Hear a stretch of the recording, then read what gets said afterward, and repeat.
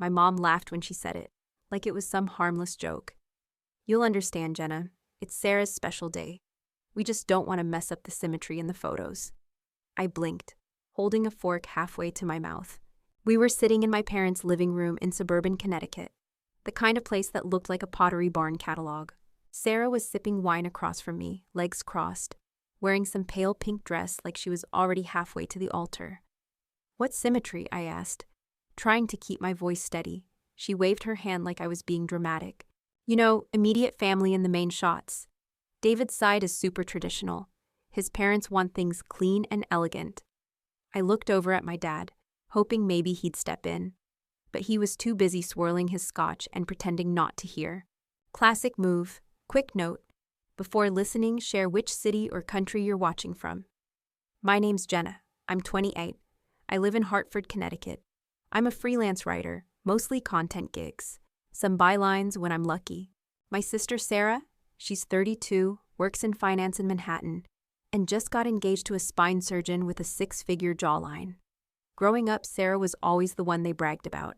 She won awards, joined all the right clubs, nailed the SATs.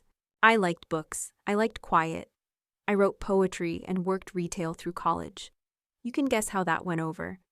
You're so creative, Mom would say, in the same tone she used when she saw Roadkill. I was used to being second place, but not invisible, not until now. That day in the living room felt like the final stamp. You don't belong in the picture, Jenna. I tried to joke it off. So I'm not part of the family now. My mom smiled, like I'd said something precious. Of course you are. Don't be sensitive. This isn't about you. I didn't respond. I didn't trust what might come out. My throat felt tight, like I'd swallowed a rock. Sarah just raised an eyebrow and went back to her wine. She didn't say a word, not a damn word to defend me. I got up and said I needed some air. No one followed. No one even looked up. I walked out into the backyard, that same perfectly trimmed lawn we played tag on as kids. But that girl didn't exist anymore. And honestly, I wasn't sure she ever really did. I lit a cigarette I didn't even want and stared at the house. So I flicked the cigarette into the grass, walked back in, grabbed my purse, and left. I didn't speak to anyone the rest of that weekend. Ignored the group text. Let my mom's voicemail sit unread. But by Wednesday, she guilt-tripped me into dinner. Family night, she called it. Like we were some sitcom where everything gets solved over appetizers. We met at this overpriced steakhouse in West Hartford. You know the type. Dim lighting, leather booths, waiters who pronounce Merlot like it's sacred. I showed up late on purpose. David was already mid-story when I walked in. He had that smug voice, the kind that fills a room without trying. We booked the villa in Lake Como for the honeymoon. Private chef, infinity pool. Sarah needs the best. Sarah tilted her head and gave him that soft, polished smile she saves for company. We've been so busy, I barely had time to breathe. My mom clutched her wine glass like it was communion. You deserve it, honey. You've worked so hard. I sat down, didn't even get a hello. The waiter came over. Just water, I told him. No one noticed. David kept talking, describing imported flowers, custom lighting, a 10-piece string ensemble. We're flying in the planner from LA. She does celebrity events. My dad nodded like David had just solved world hunger. Very impressive. That's the kind of planning our family needs to be part of. That's when I laughed. Couldn't help it. A short, dry one. Sarah glanced at me. Something funny? Just wondering if the planner charges extra to Photoshop me out of the group pictures. Silence. My dad cleared his throat, adjusted his cufflinks. Jenna, we need to talk about something. Here it comes. He leaned in like he was sharing a war secret. Look, your sister's wedding is going to be very public. And with your situation... What situation? I said, too fast. He blinked. I just mean, freelance life, transitions. It might be better if for now you take some time. Focus on yourself. Sarah didn't even flinch, just sipped her drink. Are you asking me not to come to the wedding? He looked at my mother like she might bail him out. She didn't. I'm telling you it's better, he said quietly. I turned to Sarah. You agree with this? She shrugged. It's just one day, Jenna. Don't make it bigger than it is. I stared at her. The sister I used to build blanket forts with. The one I defended in high school when girls talked trash behind her back. "You don't want me there," I said. No one answered. The waiter came back, asked if we wanted dessert. My mom smiled. "The chocolate soufflé, for the table." I stood up. "None for me." "Jenna," my dad said, half standing. But I was already walking. I didn't even grab my coat. I just pushed through the heavy door, let it slam behind me, and walked straight into the cold August air. They let me leave. Not one of them followed. Not even Sarah. I sat in my car for 10 minutes, staring at the dashboard. I sat in my car until my legs went numb, replaying every second of that dinner. The way my dad looked away when I spoke. The way Sarah didn't even blink. But still, part of me, some pathetic leftover piece, wanted to believe maybe Sarah didn't mean it like that. Maybe she was caught up in the stress. Maybe without our parents hovering, she'd act like a sister again. I pulled out my phone and hit call. It rang 5 times, straight to voicemail. Her voice came on, chirpy and efficient. "Hi, this is Sarah. I can't come to the phone right now, but leave a message and I'll get back to you." Beep. I hesitated for a second. Then I spoke. "Hey, it's me. Look, I need to talk to you, alone. I'm not trying to ruin your wedding or make this dramatic. I just need to understand what's going on. Call me back, please." I hung up, chest tight, pulse loud in my ears. I waited an hour. Then I texted. "Can we talk? Just us, please." Nothing. 2 more hours passed. Then finally, "Sarah, don't make this a big deal. I'm busy with last-minute stuff." That was it. No sorry. No, "I'll call you later." Just that. I stared at the screen like it had smacked me in the face. I typed out a dozen different responses. Everything from "Are you serious?" to "You're a coward." I deleted everyone. I tossed my phone onto the couch and just stood there in the middle of my apartment, fists clenched, heart pounding. She didn't care. Not even a little. And the thing that burned the most, I'd always made excuses for her. "Oh, Sarah's just busy. She's under pressure. She means well." Bulletin. She didn't mean well. She meant exactly what she said. I sat down and let it sink in. This wasn't just about a wedding. This was about a lifetime of being the backup option, the afterthought, the filler sister they tolerated out of obligation. Growing up, I watched Sarah get praised for everything. A B+ on a math test? She's gifted. I won a short story contest in 10th grade, and my mom barely looked up from the TV. When Sarah went through her sustainability phase in college, they all bought reusable bags and started composting. I told them I wanted to write full-time and got a 10-minute lecture about dental insurance. Now she was marrying rich, and I was just clutter. I picked up my phone again, opened our text thread. I stared at her message, read it again just to be sure I hadn't imagined how cold it was. Nope. There it was. Her whole attitude summed up in 8 words. "Don't make this a big deal. I'm busy." I stood up, grabbed my keys, and walked out of the apartment. I didn't know where I was going, but I couldn't sit still. I needed to move, breathe, scream, something. That message looped in my head as I drove. She had time for flowers from Italy and 5-course menus, but not a 10-minute call with her own sister. That's when it clicked. She didn't see me. She never had. And for the first time in my life, I stopped trying to make her.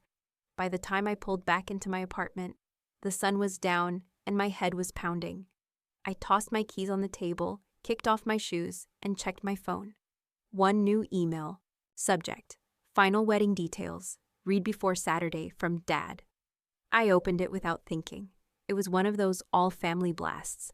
Cousins, aunts, uncles, even distant relatives I hadn't seen since I was a teenager. He'd CC'd everyone.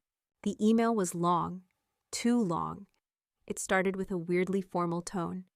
"Dear family, we're thrilled to share the final schedule for Sarah and David's special day." Then came the bullet points. Rehearsal dinner at the country club, brunch at the bridal suite, transportation details, venue maps. Underneath that were 6 photos. Sarah and David beaming in front of their new house.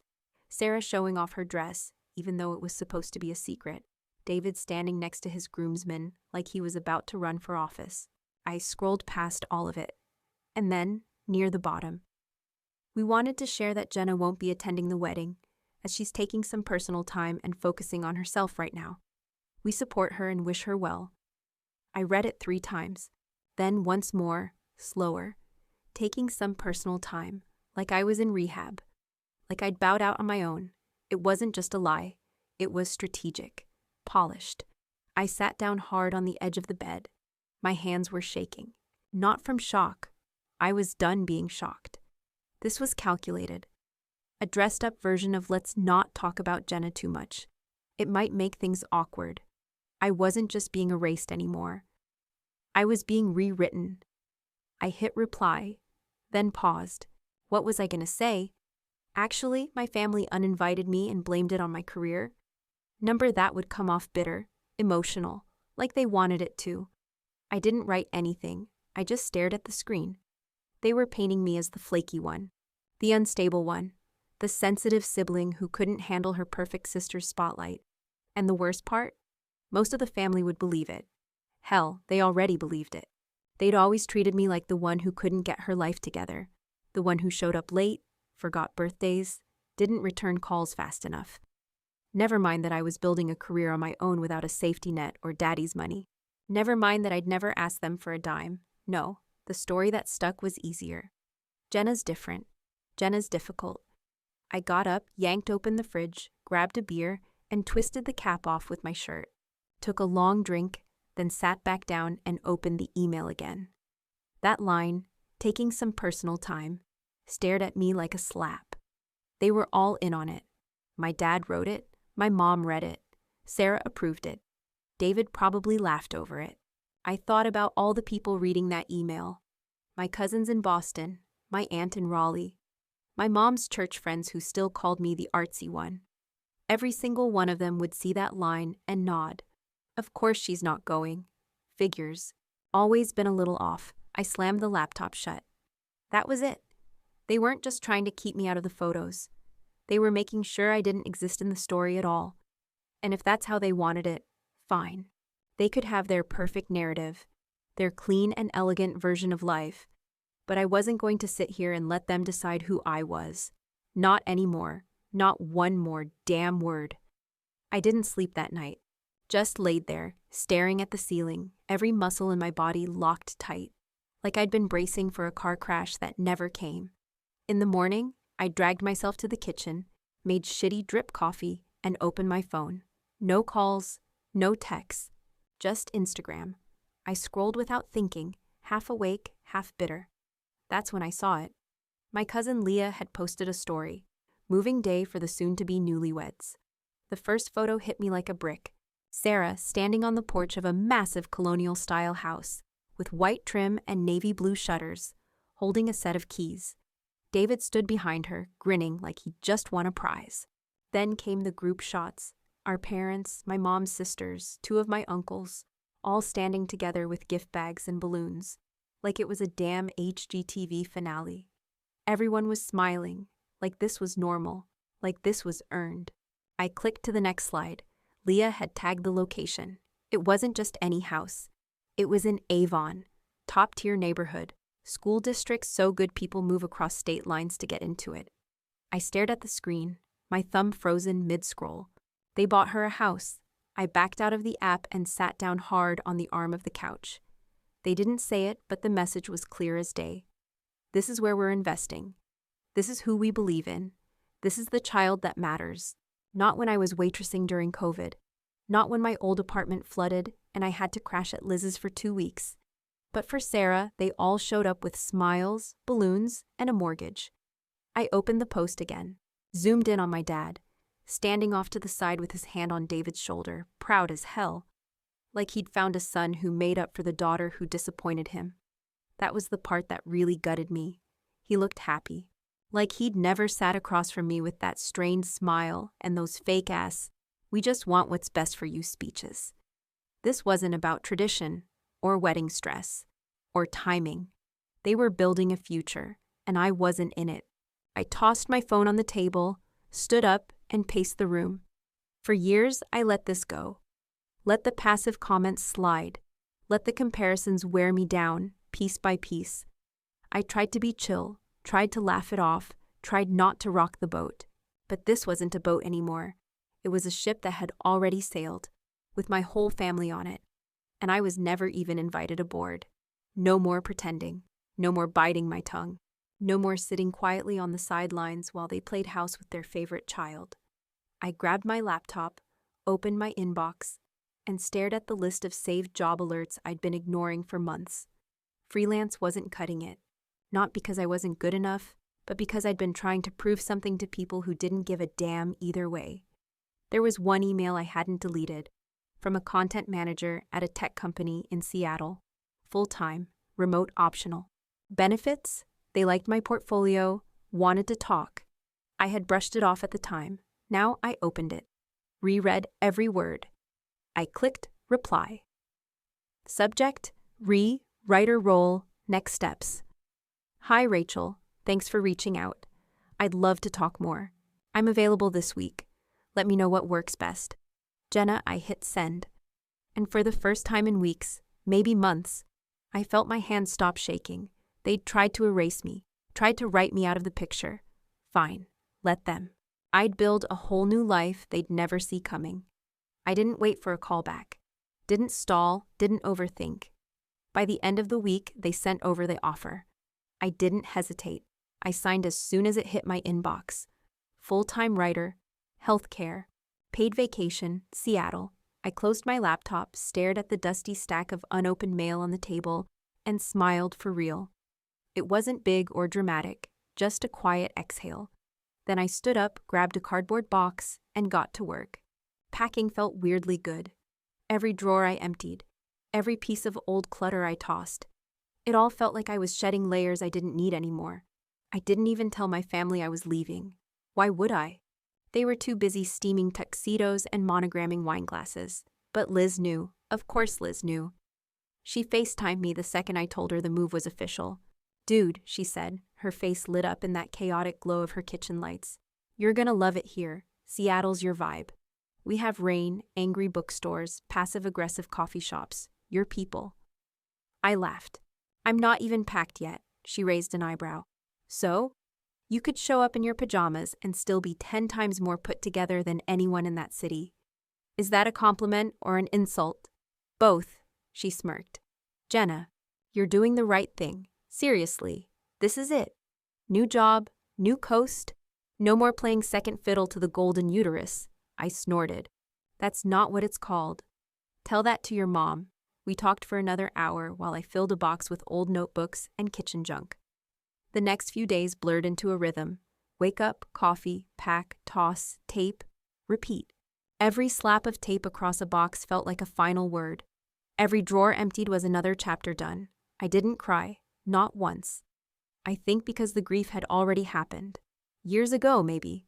I just hadn't noticed when it finally dried up. What I felt now was something else. Lighter, cleaner. I packed fast. Didn't give myself time to second guess. Clothes, books, computer, the essentials. Everything else? Donated or trashed. I held onto a few childhood things. A framed poem I wrote in 8th grade. Some old Polaroids of me and Liz with bad bangs and Red Bulls in our hands. The stuff that actually mattered. On Saturday, I stood in the middle of my half-empty apartment, staring at the chaos. Boxes lined the wall. My bed was stripped. The kitchen was just bare shelves and one chipped mug. And all I felt was relief. No guilt. No what-ifs. Just freedom. I texted Liz a photo of the packed boxes. Jenna.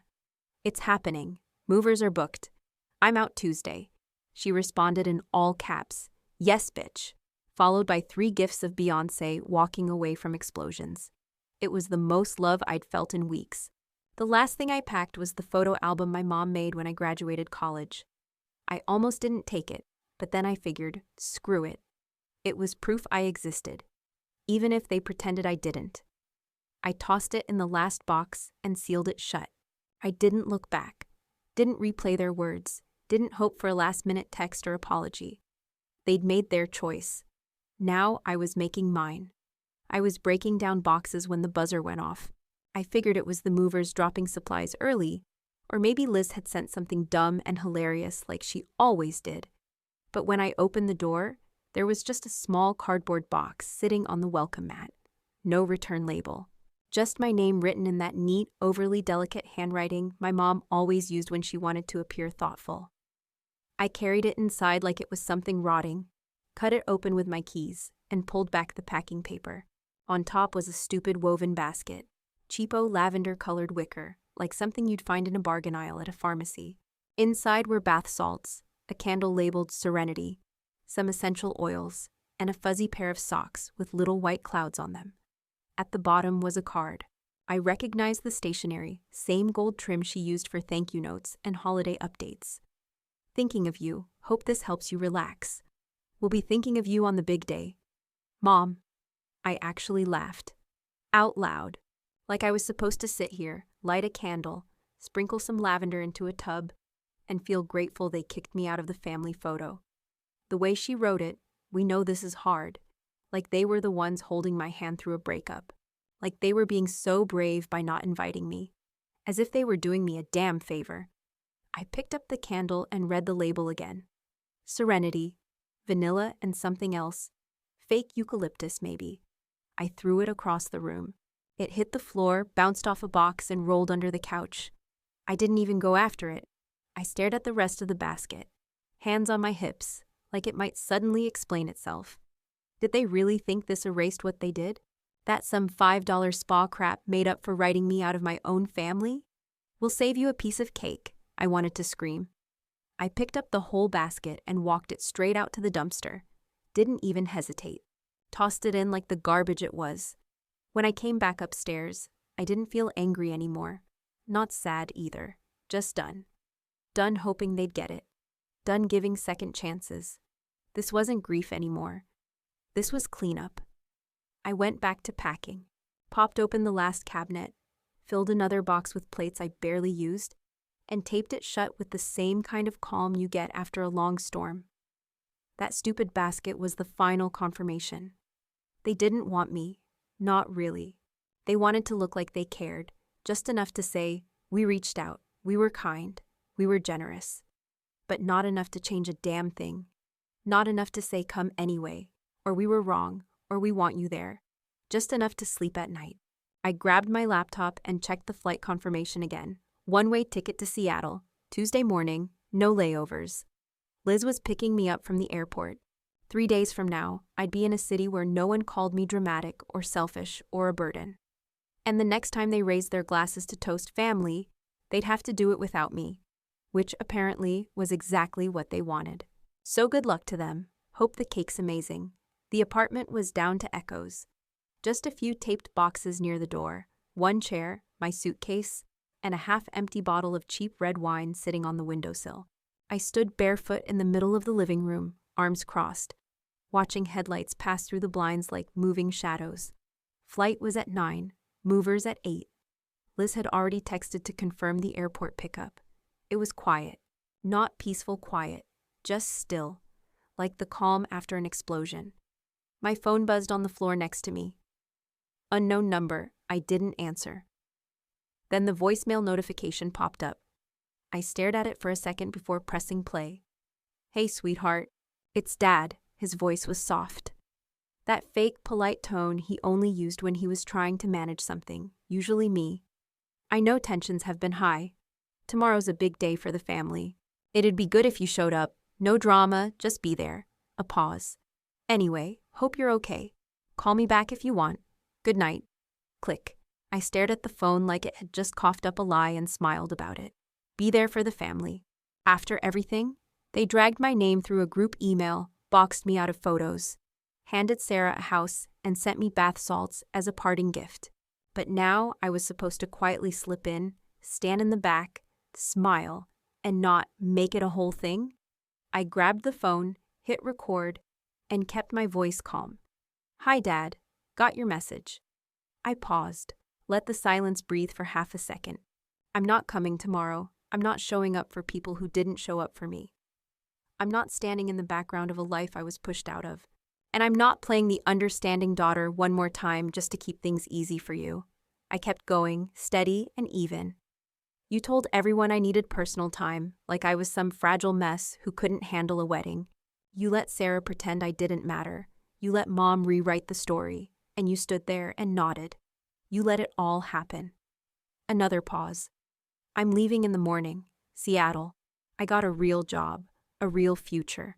One that doesn't come with strings or fake invitations. This isn't a break. It's goodbye. No more phone calls. No more guilt. I'm done pretending this is just a rough patch. It's not. It's who you are. And now you'll live with that. I hit send. No edits, no backspace, no second guessing. I tossed the phone onto the chair and leaned against the wall, letting out the breath I didn't even realize I'd been holding. There was no shaking, no tears, just this strange, sharp feeling in my chest, like I'd finally cut loose a rope that had been strangling me my whole life. He could play victim all he wanted. They all could. But I wasn't giving them the ending they expected. I wasn't going to be the bitter dropout who skipped the wedding and sulked in silence. I was walking away with my head up, and this time, I meant it. By sunrise, I was in the air. No champagne, no tears, no second guessing, just black coffee and a window seat, heading west. When the plane landed, Seattle felt like a clean page. Cloudy, gray, cool air slipping under my collar as I stepped out of the terminal. Liz was there, waiting by the baggage claim in an oversized hoodie, holding up a dumb cardboard sign that said, CEO of Getting the Hell Out. We laughed like idiots, and just like that, I knew I was home. The apartment wasn't big, but it was mine. Clean floors, fresh paint, empty walls. No memories, no expectations. I stood in the middle of the living room, sunlight creeping across the hardwood, and opened the group chat I hadn't touched in weeks. Family. That's what it was still labeled, like a punchline. I attached 2 photos, one of my old apartment, totally empty, just bare walls and a stripped mattress. The second was a screenshot of my signed job contract with the company letterhead in bold at the top. Then I typed, "My situation is handled. Don't save me any cake." I hit send. And then one by one, I blocked them. Mom, Dad, Sarah. No dramatic goodbye, no final jab, just silence. My phone felt lighter in my hand, like it had finally stopped carrying their weight. I grabbed my keys off the counter and headed out. Liz was already waiting by the car, music blasting, 2 iced coffees on the dash. As we pulled out of the parking lot, the city opened up in front of me, unfamiliar and full of noise, and for once, that didn't scare me. They wanted me to disappear quietly, fade out, stay small, keep the peace. But I didn't vanish. I walked.